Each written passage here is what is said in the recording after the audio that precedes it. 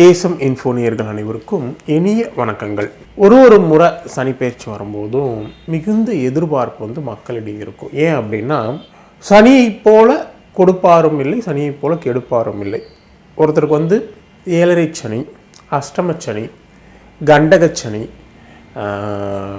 அர்த்தாஷ்டம் சனி, இந்த மாதிரிலாம் வரும்பொழுது அந்த 2.5 வருட காலங்கள் அவங்க நிறைய தடைகளையும் பிரச்சனைகளையும் கஷ்டங்களையும் துன்பங்கள்லாம் அனுபவிக்கக்கூடிய காலகட்டமாக இருக்கும். அதே நேரத்தில் 3, 6, 11 இந்த இடத்துல சனி பகவான் வரும்போது அவங்க வாழ்க்கையில் ஒரு நல்ல மாற்றத்தையும் முன்னேற்றத்தையும் மிகப்பெரிய அதிர்ஷ்டங்களையும் அவங்க நீண்ட நாள் லட்சியங்கள் நிறைவேறது இந்த மாதிரியான விஷயங்கள் எல்லாம் இந்த சனி பகவான் ஏற்படுத்துவார். அதனாலும் ஏன்னா இது 2.5 வருடம் அப்படின்ற பட்சத்தில் அதை சனி பயிற்சி அப்படின்னும் போது அதில் ஒரு பயம் கலந்த ஒரு ஆர்வம் அப்படின்ற மாதிரியான விஷயங்கள் மக்களிடையே ரொம்ப அதிகமாக இருக்கும். அடுத்து நம்ம பார்க்க இருக்கக்கூடிய ராசி மகர ராசி. இந்த மகர ராசிக்காரங்களுக்கு பார்த்தோம்னா ஒரு 7.5 வருடமாக 7.5 சனியின் தாக்கத்தில் மிகுந்த கஷ்டத்துக்கு உள்ளாயிருப்பாங்க.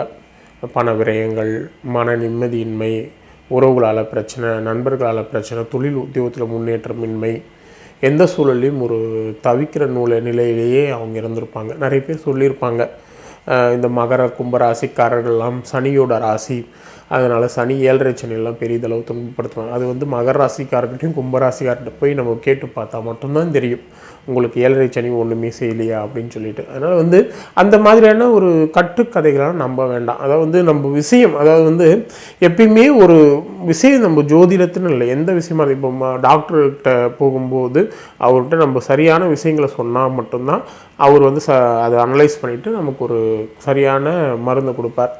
இல்லை ஒரு வக்கீல்கிட்ட போகிறோம், நம்ம பிரச்சனை சொன்னால் அந்த மாதிரி ஜோதிடர் ஒரு குறிப்பிட்ட விஷயத்தை தப்பாக எக்ஸ்பிளைன் பண்ணவே கூடாது. ஸோ கண்டகச்சனி, இந்த அஷ்டமச்சனி, 7.5 சனி எல்லாம் இந்த மகர கும்பராசிக்காரர்களுக்கு ஒன்றும் பண்ணாதுன்னா அப்போ சனியோட வேலை அங்கே என்ன இருக்குது அப்படின்றது ரொம்ப முக்கியம். அதனால் மகர ராசிக்காரங்களை பொறுத்த வரைக்கும் அவங்க 7.5 சனியில் கடந்த ஒரு 7.5 வருடமாக எந்த அளவு கஷ்டப்பட்டுருக்காங்க அப்படின்றது அந்த மகர ராசிக்காரர்களுக்கு நல்லா தெரியும்.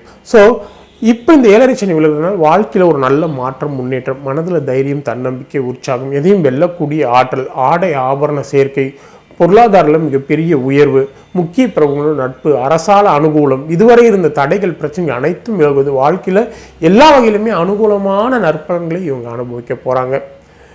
இருந்தாலும் மற்ற கிரகங்கள், இந்த ராகு கேது சஞ்சாரம் அந்த அளவு, ராகு 2ஆம் இடத்துக்கு வந்துடுறார், கேது 8ஆம் இடத்துக்கு போயிறார், குருவும் 6ஆம் இடத்துக்கு போயிறார். மற்ற கிரகங்கள் சாதகம் இல்லை, தனக்கு நடக்கக்கூடிய நிகழ்வுகள் கொஞ்சம் காலதாமதமாக ஆகக்கூடிய நிலை இருக்குது. ஸோ இதுக்கு நம்ம பரிகாரங்கள் பண்ணும் பொழுது மிகப்பெரிய நற்பலன்கள் நமக்கு கிடைக்கும். எப்படி அப்படின்னா, கடல் இருக்கிற, அதாவது பீச்சுக்கு நம்ம போயிட்டு வர்றது, அடிக்கடி வீக்லி ஒன்ஸு இல்லை மந்த்லி ஒன்ஸு பக்கத்தில் என்ன பீச் இருக்குன்னு பார்த்துட்டு அந்த பீச்சுக்கு ஈவினிங் டைமில் போகிறது மிகப்பெரிய நற்பலன்களை தரும். அந்த பீச்சுக்கு போகும்போது அங்கே பிச்சைக்காரர்களுக்கு நம்ம தானம் கொடுக்கணும். இந்த விஷயங்கள் நம்ம பண்ணும் பொழுது இந்த 3ஆம் இட சனியால் நமக்கு மிகப்பெரிய நற்பலன்கள் வரும். சில பேர் குறுகிய பயணங்கள், கொஞ்சம் எங்கேயாவது டூர் போயிட்டு வர்றது, ஒரு காடு மலை மாதிரி இருக்கிற நீர்வீழ்ச்சிகள் இருக்கிற இடத்துக்கு டூர் போயிட்டு வர்றதும் மிகப்பெரிய நற்பலன்களை அவங்களுக்கு ஏற்படுத்தும். இவங்களுக்கான ஒரு சிறந்த பரிகாரம் அப்படின்னு நம்ம பார்க்கும்போது, சனிக்கிழமையில் போயிட்டு திருநள்ளாறில் சனி பகவானை வணங்கிட்டு உடனே அப்படியே ஸ்ரீரங்கத்தில் போய் ரங்கநாதர் வழிபடுறதும் அவங்களுக்கு ஒரு சிறந்த பரிகாரமாக நிச்சயம் இருக்கும்.